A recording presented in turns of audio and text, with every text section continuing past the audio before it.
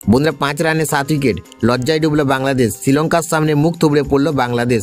বন্ধুরা আপনারা যদি দেখতে চান তার ভিডিওটি শেষ অবধি দেখতে হবে, চ্যানেলটিকে সাবস্ক্রাইব করে একটা লাইক দিতে হবে এবং নোটিফিকেশন বেল আইকন দাবাতে হবে। বন্ধুরা শ্রীলঙ্কার 10 উইকেট ভেঙে জয়ের স্বপ্ন দেখছিল মেহেদী হাসান মিরাজের বাংলাদেশ, তবে শেষ পর্যন্ত টাইগারদের বুকে তীর বসালো লঙ্কারাই।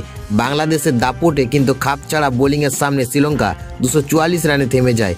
মনে করা হচ্ছিল লক্ষ্যটা আরো বেশি হতে পারত যদি না বাংলাদেশের বোলাররা নিয়মিত উইকেট তুলতে পারতেন। বন্ধুরা জয়ের জন্য 245 রানের চ্যালেঞ্জ নিয়ে ব্যাট করতে নামে বাংলাদেশ।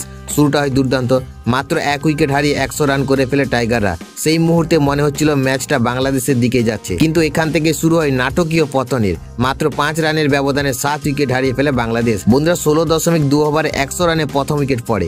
এরপর নাজমুল হোসেন শান্ত, লিটন দাস, তামিম, তাওহিদ হৃদয়, মেহেদী হাসান মিরাজ ও তানজিব হাসান সাকিব, তাসকিন আহমেদ সবাই একে একে ফিরে যান। মাত্র 20.5 ওভারে 105 রানে 8 উইকেট হয়ে যায় ওপার বাংলার। বন্ধুরা শুধু তাই নয়, 25 বলের মধ্যে 7 উইকেট হারিয়ে পুরো ম্যাচ হাতছাড়া হয় বাংলাদেশের। যেখানে 100 রানে 1 উইকেট ছিল সেখানে 105 রানে 8 উইকেট পড়ে যায়। এই পতনের ধাক্কা আর সামলাতে পারেনি টাইগাররা। শেষ পর্যন্ত 35.5 ওভারে 167 রানে গুটিয়ে যায় বাংলাদেশ। ফলে 77 রানের বিশাল জয় তুলে নেয় শ্রীলঙ্কা।